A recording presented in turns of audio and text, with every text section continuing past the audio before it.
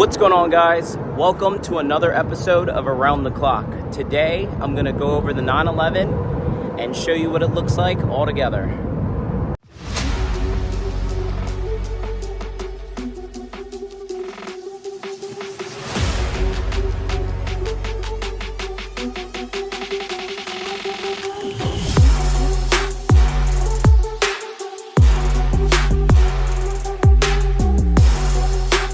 Welcome to Around the Clock. My name is John, and my personal goal is to own, experience, and modify as many unique cars as possible.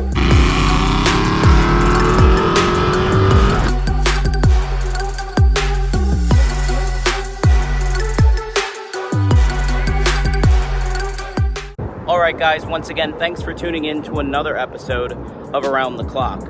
For those who are new to the channel, my name is John, and my personal goal is to own, experience, and modify as many unique cars as possible. So if you didn't catch the last video, basically I just picked up a 07 C4S Aero car, and we had it taken apart while I had a bunch of stuff getting painted. So I had put some parts on, but I still had a bunch of stuff in paint, but it looked really incomplete because the front lip was missing, rocker panels were missing, the rear bumper was off. It just looked kind of weird, but everything's together and I'm super excited to show it to you guys. So let's go ahead and jump into it and go over everything that we've done to the car. And there she is, guys. There's the car all together with all the parts on, and I think that it turned out absolutely amazing. So to kind of jump into it, if you didn't see the last video, we did the wheels and the tires, the 19-inch Advan GTs in hyper black with the machine lip. We also did the hand-cooked tires all the way around Ventus V12s. Also did the H&R lowering springs. We had it aligned because anytime you change the suspension, you change the wheels and the tires, you always want to ensure that you align it so you don't have uneven camber wear. So we did all that. Obviously we went through, we did the Morimoto lighting package, which was obviously the headlights, side markers, and we also did the rear taillights as well.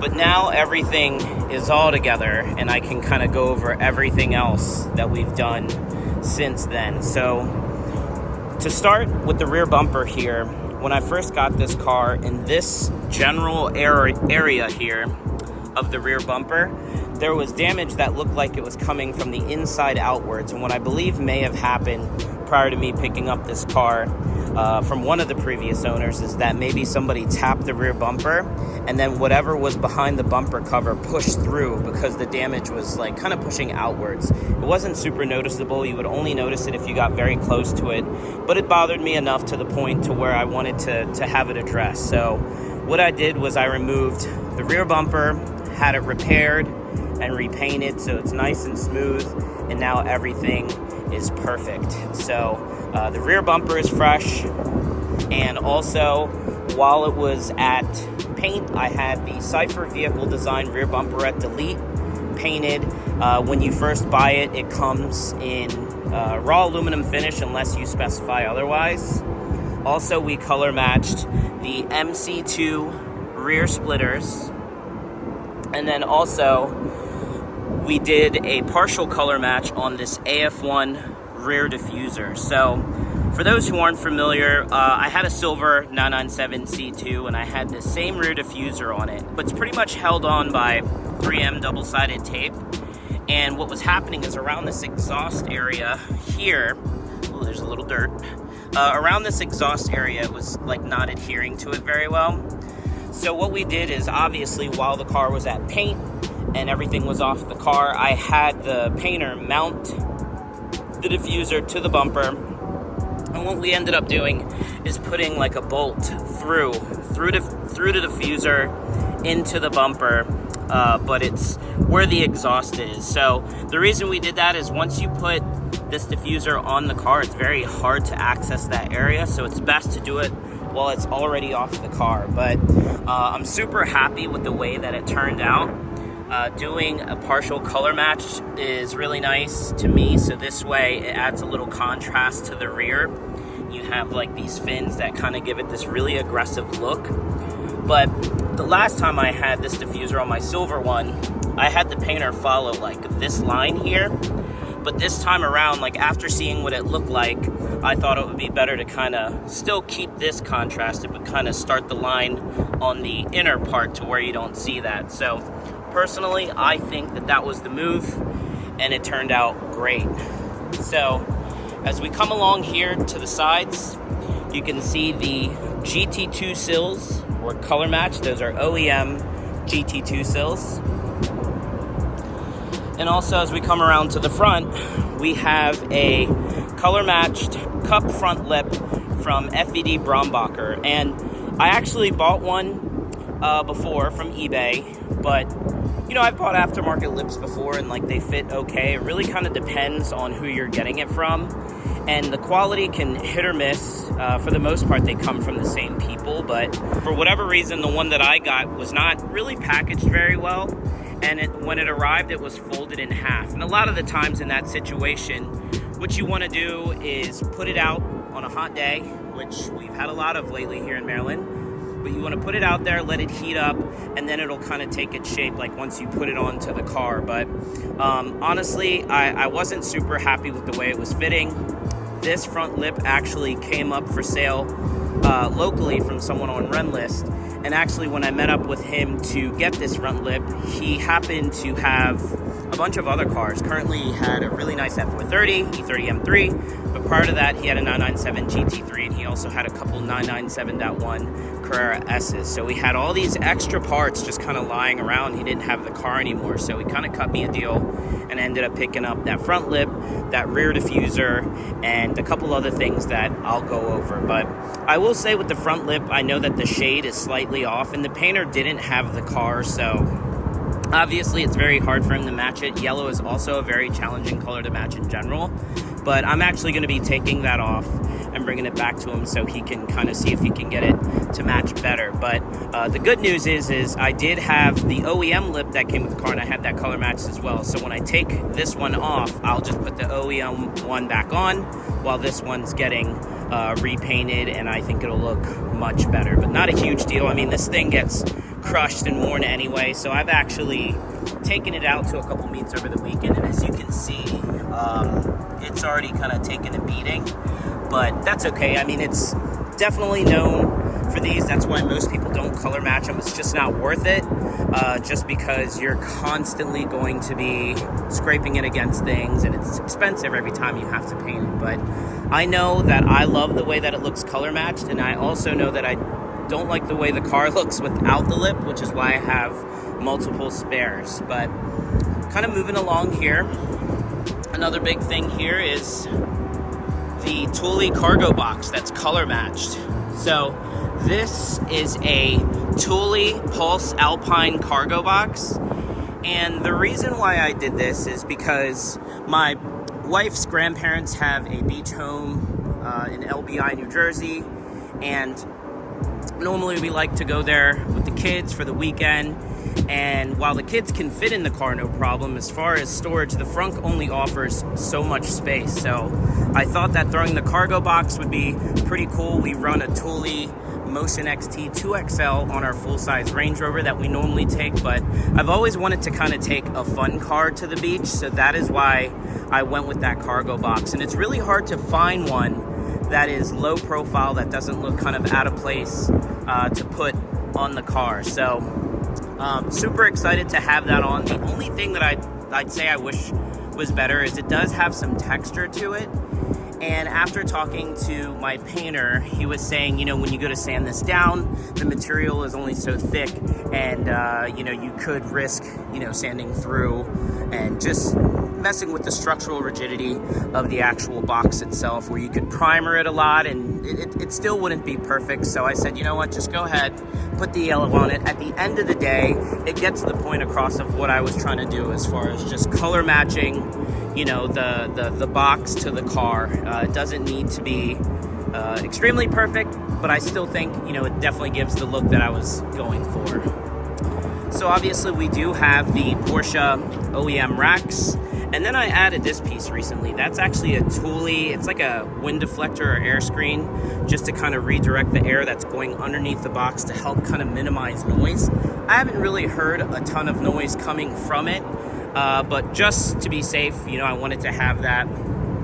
And, you know, I think it just kind of goes along with, you know, the look that we're going for here. Now, as we step into the interior, as you can see, I also did a color-matched center console. Now, for whatever reason, the material that the center console is made out of is known to wear and scratch and get imperfections over time. So this center console is actually a spare. So when I had my silver 997, I bought a silver color-matched console to replace it with. So I kind of still had that as a spare. And what I ended up doing is when I bought this car and when it decided to color match it, I just went ahead and had the spare painted, so I still had a center console the whole time. And then when the other one came painted, I just swapped it out. And I did have to transfer a couple things over, like this passenger airbag off sign, but otherwise I think it turned out great. And also, while we're in here, I did replace the shift knob and shift boot. So that is a classic function form weighted shift knob. Also, there is an Alcantara shift boot with white stitching, which is really nice and just kind of adds a little bit of contrast to the interior. Also, a known wear piece is this. Over time, it's just the natural composition of the material. It just is very soft and it gets scratched pretty easily. So the gentleman who I bought the front lip and rear diffuser from, I also ended up buying that shift knob and that trim piece from him as well. So I think that it definitely added a really nice touch to the inside, and that's pretty much it. This is pretty much what I envisioned for this car before I committed to it and before I bought it. And you know, it's one thing to have a vision of what you want it to look like. It's another thing when you actually start putting things together and seeing it all come together. Overall, I am extremely happy with the way that everything came out. As I mentioned, my goal was to have this car done and ready for Impact for my buddy's bachelor party, but obviously we're way ahead of schedule here. Actually, not way ahead, it's next weekend, but I'm super happy with the way that everything turned out. I do have a couple small things coming potentially before then, but nothing that's necessarily going to make or break the car. Probably more of just a, you know, kind of small detail that's going to add to what's already here. So that's pretty much it as far as the build and what I plan to do to it. I mean, you know, I always try to do things that add to the car without taking away from it. Sometimes there are these kits that you can get for these cars that change the front bumper, the side skirts, change the rear bumper, and it completely changes the look of the car, and it kind of takes away from what it is. Whereas what I like to do is kind of add to what's already there, right? Finding pieces that will complement the factory bumpers and make sure that everything ties together is very important to me. But that's pretty much it, guys. That's pretty much a walk around of what we've done so far. And what we can do now is we'll go ahead and jump in the car and let's go and take it for a drive. So as you can see, I am a nerd. I did add a yellow cover and a red crest to it. It just adds, it's kind of the similar theme that we're going with on the car. So jump in. Love these factory spec'd yellow dials.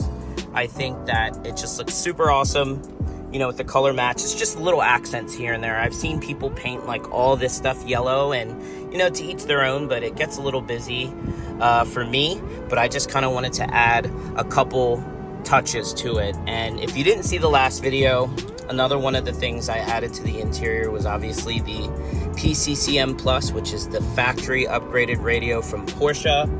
It allows you to have access to all the features that you would in your factory PCM, but you also get Apple CarPlay, which is really nice. And like I said, the fit, finish, and quality is there. If you look at the trim, you know, of the radio, you can see it's like this kind of gray finish, and it matches the factory trim that's already here, like the AC controls and everything like that. So super happy with that. And then also the sound quality is still very good. So this car has the factory Bose system, and when you install this radio, you still retain that quality sound. And it is pretty much plug and play. I mean, installation was very straightforward, and I will say that the radio itself, you're probably going to pay a premium compared to an aftermarket radio or the AliExpress one, but to me, I think it was worth spending the extra money and getting a really good quality radio, especially because I enjoy listening to music and I just like to cruise. So super happy with that. And then also I installed this ProClip USA phone mount, and this is specific to my phone, and it sits nice and snug, and it's out of the way. As you can see, there's not really anything there, and then it just kind of wraps around this OEM trim piece, and it's just nice and clean. So let's go and go for a drive.